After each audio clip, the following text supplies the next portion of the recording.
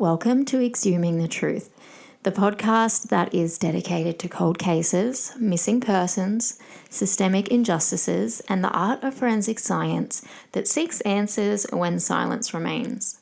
My name is Asha Carmody, and I am a forensic scientist and a criminologist, and in each episode we examine the evidence, the systems, and the human stories that are often left behind. This isn't just about true crime. It's about truth, it's about accountability, and it's about giving a voice to those who deserve to be heard. Thank you so much for being here, and let's jump right in. Hi guys, and welcome to today's episode, which is a part 2 for Where is Theo Hayez, who was missing from Byron Bay. Before we jump into this week's episode, I just want to say hi and how you going? And a little bit of housekeeping, nothing, too extreme. So between last week's podcast, was it last week's podcast, the 17th? Yeah, actually, that's untrue. Time has flown. I am going away on our honeymoon on Friday this week, and then I get back the following Friday, and I'll be back to work this Saturday. Will I? Or is that Easter? Depending if it's Easter or not. However, I will be available on that day to respond in time. Now, I have made the executive decision to take my laptop, my iPad, my work phone, and my regular phone to the honeymoon. That is basically so I can get things done on the plane, and also Cam wants to play golf, and I don't love golf, so I'm thinking I might spend a day, maybe catching up on work beside the pool. At least it'll be in a relaxing environment, and I love my job, so I'm not mad about it. People keep telling me to have the time off, and I really, I am, but, I'm also not a little bit. But my response times will definitely be delayed. That's what I have to say. What else have we got going on right now? I have just finished making this video, and it is a behind the scenes in a missing person search, and it's just an absolute mess. I'm not super happy with it, but I am going to release it anyway because my mindset on it is we have to start somewhere, and it's obviously not great, and I have a lot to learn in the video making and recording space. Particularly, my biggest downfall is when I am out, boots on the ground kind of work, searching. I am not, the last thing on my mind is let's film this. I'm so head first into my work that it becomes an afterthought. And then I get home and think, oh, I should have filmed that. And then I go back out and the same thing happens over and over again. So will I hire somebody to do this in the future? Yes, I will. But at the moment, until we've got funding, it's me and I'm just learning. So please be kind. I know it's not great. It's very a child threw it together. Actually, do you know what? My son would probably do better than me, so I might hire him to put everything together. But yeah, look, I did my best. Now, in that time between last episode and this one, I honestly don't even know what day it is. I got to be a special guest on a really awesome podcast that I had heard of, but to be completely honest with you, I don't listen to many podcasts or watch a lot of true crime unless I'm really craving stimulation, just because the work that I do is already very heavy. So when I get to sit down and relax, I'm listening to stupid things that I don't have to think about because I'm not really listening, if that makes sense. Or I'm watching a show that's Australian Idol, so I can just listen to people sing and I don't need to think about the storyline. And when I was asked to be a guest on this podcast, I was like, oh, let's look it up. And I was like, wow, this guy's great. He's actually amazing. And then I thought, oh, well, I'm going to look at his podcast before I'm a guest. So I'm absolutely hooked on it. Literally, I have been playing it through my loudspeaker while I'm doing housework and doing emails and stuff. I'm absolutely obsessed with it. The work he does, I'm actually really glad in hindsight that I did a little bit of a stalk and a listen before I got to chat with Ryan. And his podcast is called Guilt. And the host's name is Ryan Wolf, and he's fantastic. And the work that he does and the way he does it, it's very admirable. So it was an absolute honor to be able to speak to him. I didn't realize how big his podcast was or anything until I kind of looked into it, and I was like, wow, this is really awesome. So when I release when they release the episode and I'm able to share it with you, I will definitely link his podcast because it's absolutely incredible. The way he structures it is like each season is about one case, and he basically goes and investigates that case, and he speaks with all the people involved, and like the way that he speaks and the patience he has, and he reminds the way he operates his business reminds me a lot of the way we operate Exhuming the Truth. And I really admire that about him, that there's people out there like he and I who aren't funded, and we do things for the purpose and love that we have. And yeah, I really admired that about Ryan. So I'm really grateful that he asked me to come on, and I got to chat about forensic things and like sciencey, nerdy things, which we all know I love. Anyway, I'll stop waffling on, but I can't wait to share that with you. And we're just going to get straight into our episode 2 for Theo Hayez, because I have gone, as usual, head first into this, and I've got a lot to talk about and to expand on. So if you haven't already listened to our first episode for Theo, I highly recommend you do, so you've got a bit of context, because we're carrying on from there and we're just going a little bit deeper. So welcome to today's episode. Where is Theo Hayez missing from Byron Bay? What really happened to Theo Hayez? When we left part 1, the disappearance of Theo had already begun to raise serious questions. Theo, as we know, was 18 years old at the time, and he was a Belgian backpacker, and he was travelling through Australia. That was before he was actually due to return to Melbourne, and then he was eventually going to fly home overseas. Now, his family were obviously keeping in touch throughout his travels, and they were expecting to hear from him as he continued traveling, but something unusual happened. Now, we know that he went missing, but what led up to that? Theo had actually purchased a bus ticket, and that bus ticket was from Byron Bay, where he was staying, to Sydney. So this is, showing us that he had things planned for the future, but he never boarded that bus. And for 6 days, nobody actually realised he was missing. Now, his passport, his personal belongings, and his luggage were all still sitting inside the Wake Up hostel where he was staying in Byron Bay, and they were all untouched. Theo never returned to this room. There were no witnesses and no evidence of him packing or leaving, and no confirmed sightings after that night, which is absolutely bizarre. The last verified location of Theo was the popular Byron Bay bar, Cheeky Monkeys. So this was actually the last CCTV shot and the last time that anybody actually came forward and said they saw him. And this was at around 11 p.m. Now, as I said in part 1, security had actually asked Theo to leave that venue, and the staff later stated that he appeared intoxicated. Now, looking deeper into this, you can take that for face value for what the staff said, but looking into this, friends and family actually strongly dispute this because they say it's just not in his character, and Theo was not known to be a heavy drinker at all, and by most accounts, he was very cautious and responsible while travelling. After Theo disappeared, his family flew all the way from Belgium to Australia to assist in the search because they were obviously incredibly concerned. And his father actually arrived in Australia and he was straight onto TV the first chance he had, and he gave this really emotional plea to the public saying that he had promised Theo's younger brother back home that he would bring him home, and it was really, really sad to watch that clip. Now, the search that followed was extensive. Let's just bear in mind there was a bit of a gap in the search starting, and police conducted these operations across Byron Bay, and they also extended to the surrounding areas. Now, there were a lot of volunteers who joined in, super large numbers, and these locals obviously know the area, so they were able to comb the bushlands, the beaches, the coastal tracks, and what have you. And when the official search from the police actually scaled back, the community didn't stop. And I have to applaud the Byron Bay community, because this is what I love so much about what we do, is how the community come together and they don't quit. So Theo's cousin Lisa also travelled to Australia as well, and she joined the search efforts. And it was very traumatizing for her, and she did speak about it on numerous occasions, saying how hard that time was for her.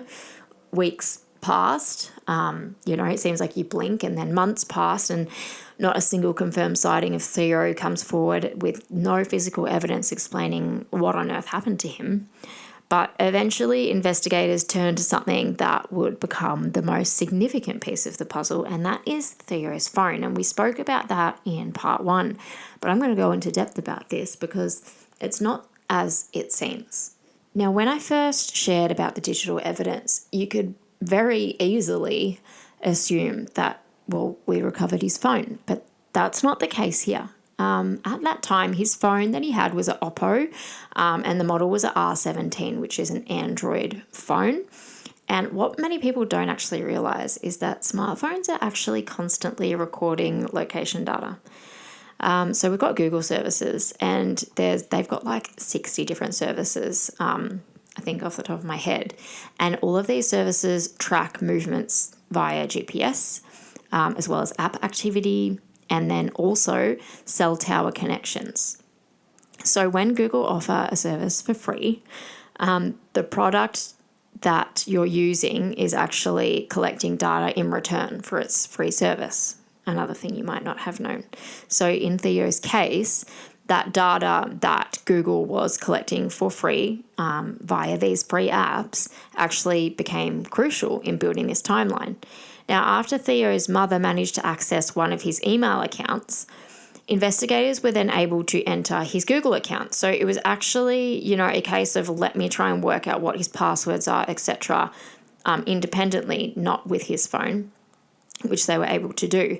And then once they have accessed his Google account, inside that, it has been described as nothing less than a treasure trove of digital evidence. Now, his phone had actually been automatically logging his movements with remarkable precision, and we're talking accuracy within a few meters, which is absolutely incredible, particularly in missing persons cases where we usually get nothing of its kind. So using geospatial analysis paired with cell tower triangulation, we have some digital experts who were onto this, and they've reconstructed Theo's movements step by step that night, which we briefly went over, but this is in much more detail. And what they've discovered, which I'm going to share with you, raises even more questions than what we had before, because Theo did not walk towards his hostel. He walked in the complete opposite direction. So let's just go through the route that he took and all of the details that we're able to be provided with thanks to these digital experts. So his left cheeky monkey is around 11 p.m. Theo began navigating on his phone. So he's opened up his phone and he's looking at maps on where to go. Now, importantly, he has checked his maps multiple times throughout this journey. And this suggests that he was actively orienting himself rather than like wandering around aimlessly. Yet despite this, he continued moving away from his accommodation, and at one point he actually stopped at the Byron Bay Recreation and Cricket Grounds. And here he remained there for approximately 7 minutes. Now, during that time, something unusual happened. His phone activity stopped. Now, prior to that point, prior to those 7 minutes, he'd actually been frequently checking maps, like I said, and navigating. But during this 7-minute window, his phone was essentially inactive. So this can raise a huge possibility of Theo possibly encountering somebody there at that recreation reserve. Was he speaking to someone? Was someone guiding him? Did he meet up with somebody? Because shortly after leaving that area, Theo began moving towards a location that makes very little sense for someone who's unfamiliar with Byron Bay.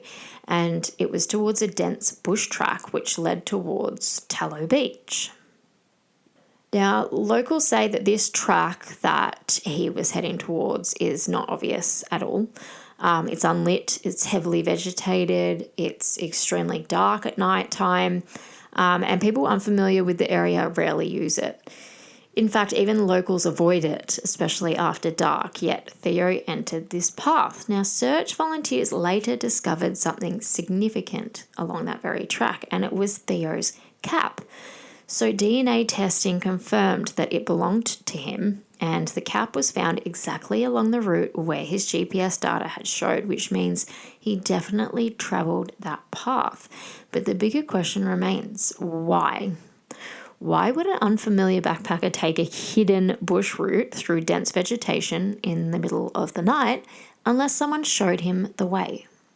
Now, this brings us to mention a place called Cozy Corner, because at approximately 12 a.m, Theo finally emerged from this bushland track onto the beach, and this was on an area known as Cozy Corner. Now, here's another detail that investigators found interesting. If Theo had searched Cozy Corner in Google Maps, it would have directed him along a far easier and a more obvious route. But he didn't take that route. Again, he took the local shortcut, and at 12:23 a.m, something happens. Theo stops and watches a short YouTube clip from his favourite Belgian comedy show. Now, this detail matters a lot. Why, you ask? Because behaviourally, someone who is panicked or running from danger or desperately lost doesn't typically stop to watch an entertainment video on YouTube. This suggests that Theo was calm and comfortable and not under immediate threat in that moment. But the clip only runs briefly. He was just able to watch the introduction of this show, which raises another possibility. Was he showing it to someone? Now, the police had a theory all along, and they later told Theo's family they believed he was alone, he became lost, and eventually fell into the ocean and drowned. But several aspects of the digital evidence challenge that explanation on every level. After being on the beach, Theo moves back into bushland above Cozy Corner. Then something else that's strange happens, and he goes into his phone settings and he manually switches off geolocation tracking. However, some applications running in the background continue to ping his location data. Now, experts analyse the phone and they believe, even seeing this, that Theo still had control of the device at this very point. But the phone use starts to become infrequent from here, which is again unusual because CCTV earlier that night shows Theo using his phone constantly. Now, let's talk a little bit about something that you might not have heard before called the Wi-Fi handshake. Because at 12:57 a.m, another key event occurs with the phone. Now, Theo's phone performs what's known as a Wi-Fi handshake with another mobile device. And this essentially means that his phone briefly communicated with another phone nearby.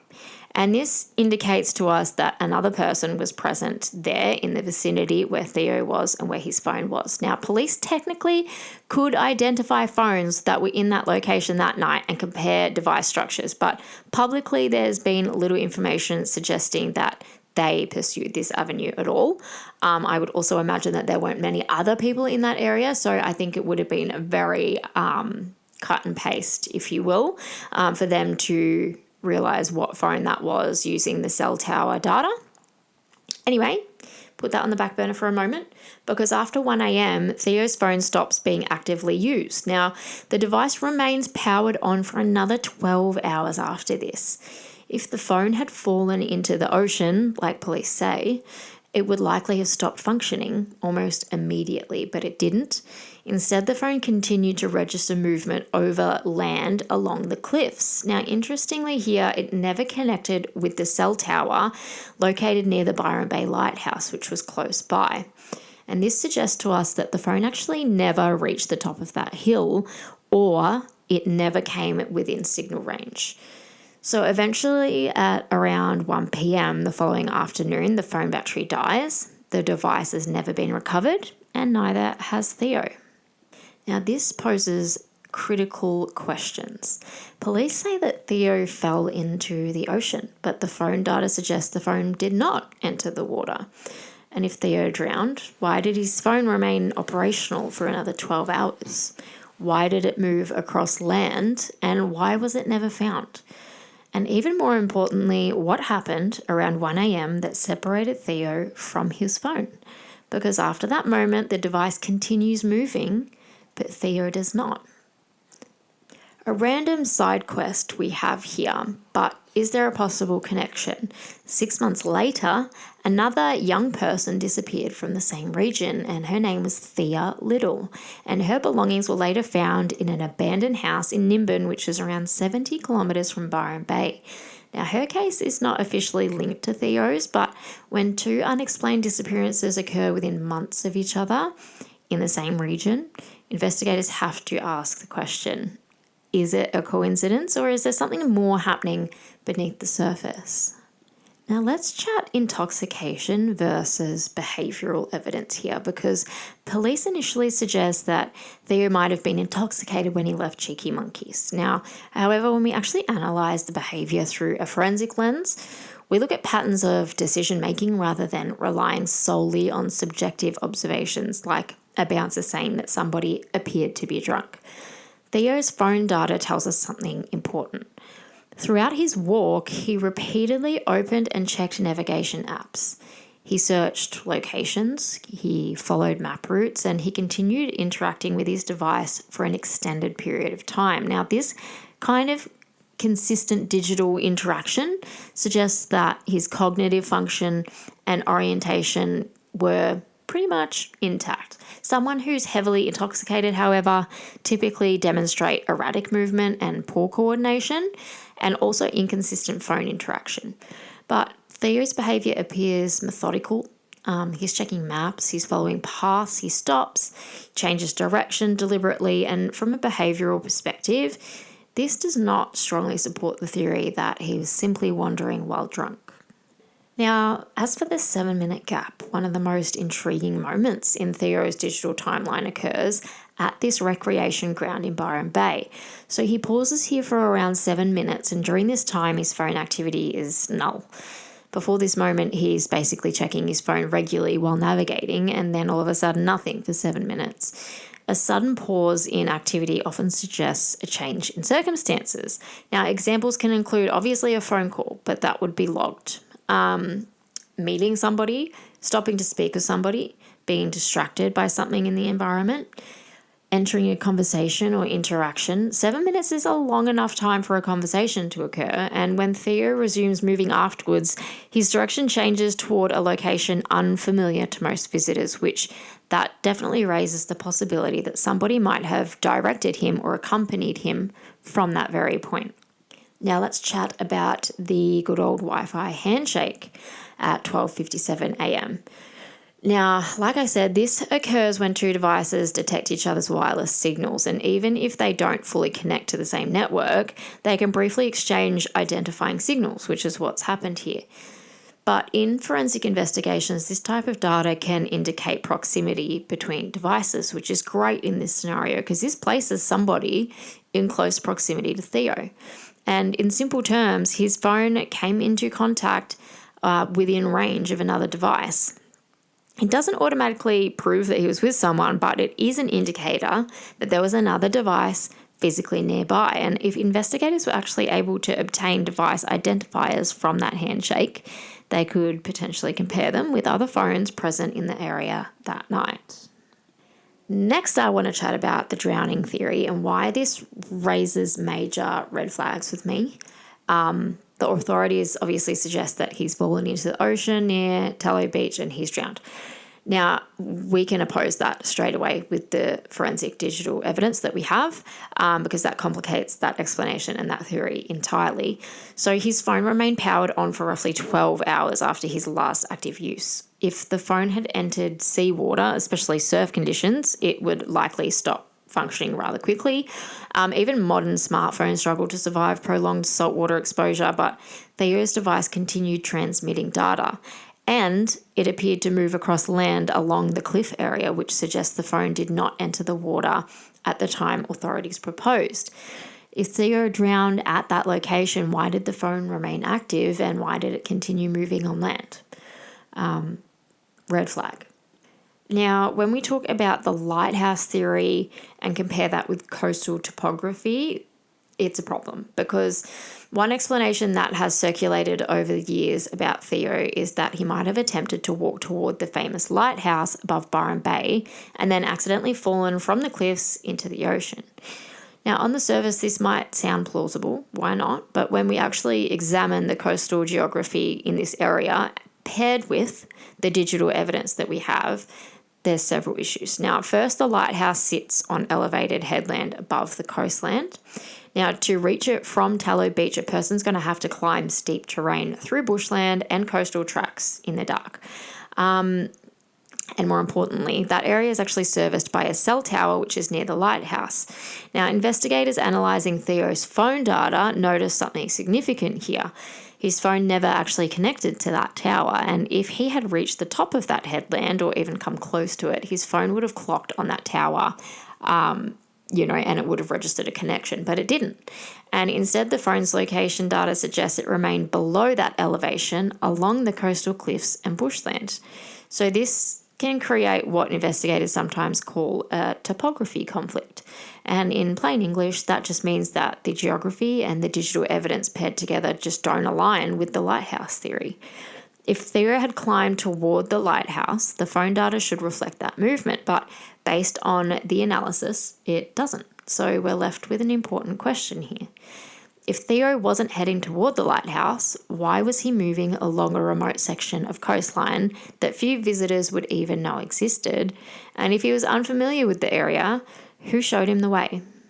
I think the biggest question I have would be what separated Theo from his phone, and what does that separation tell us about the final hours of his life? Because in missing person investigations, the digital trail can sometimes tell a story more accurate than what the eye sees. And in this case of Theo Hayez, his phone continues to move long after he disappears. A silent witness, I guess, to the unknown, until we know exactly what happened. Theo's fate remains a mystery, and every unanswered question leaves us searching for the truth. I'm going to go even further into this, and I'm going to post a few things in the Sleuth Society group. If you're not a part of it, join so we can chat about it, because you guys were onto it before I even did this second episode. A lot of you had looked deeper into it yourselves, and I love to have the discussions, not speculation, proper serious discussion. Local people from this area who grew up here and know this area wouldn't have even taken that route that he took through that bushland. So was he with somebody who was local from that area and knowledgeable of that area at that time? Did the accident happen and they freaked out, or did foul play happen? I don't know, but either way, Theo's family and Theo, they all deserve answers. There needs to be closure here, and people need to start coming forward. Like, this is a young man. He's only 18.